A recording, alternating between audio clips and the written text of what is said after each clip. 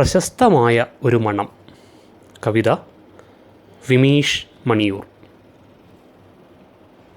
നാട്ടിൽ നിന്ന് 524 കിലോമീറ്ററുകൾക്കപ്പുറത്ത് രാജ്യാന്തര ചലച്ചിത്രമേള നടക്കുന്ന ഗോവയിലെ പ്രശസ്തമായ ഐനോക്സ് തിയേറ്ററിൻ്റെ തൊട്ടപ്പുറത്ത് കാണികൾക്കായി ഒരുക്കിയ താൽക്കാലിക ടോയ്ലറ്റുകളിലൊന്നിൽ വെച്ച് ഞാൻ എൻ്റെ തീട്ടത്തെ വീണ്ടും കണ്ടുമുട്ടി.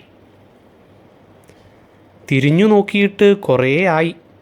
തീട്ടം ഓർമ്മിപ്പിച്ചു. എനിക്കെന്തോ പോലെ തോന്നി. ആളാകെ ക്ഷീണിച്ചിട്ടുണ്ട്. മെലിഞ്ഞ് കറുത്ത് തല കുനിച്ചിരിക്കുന്നു.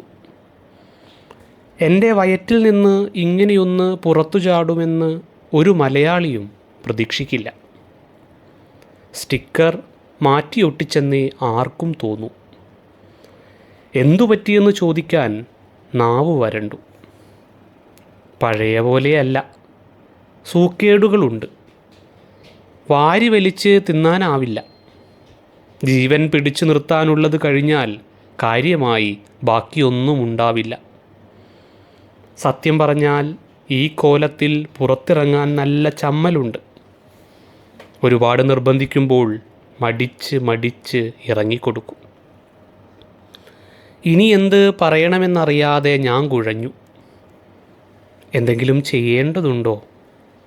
അത് ചിരിച്ചു. ഞാൻ വിട്ടില്ല.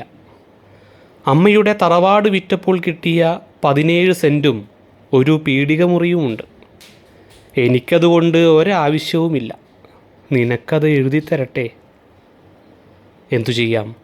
കഴുകി എഴുന്നേറ്റിട്ടും സോപ്പിട്ടുരച്ചിട്ടും പ്രശസ്തമായ ഒരു മണം എൻ്റെ കുടലിൽ ചുറ്റിപ്പിടിക്കുന്നു.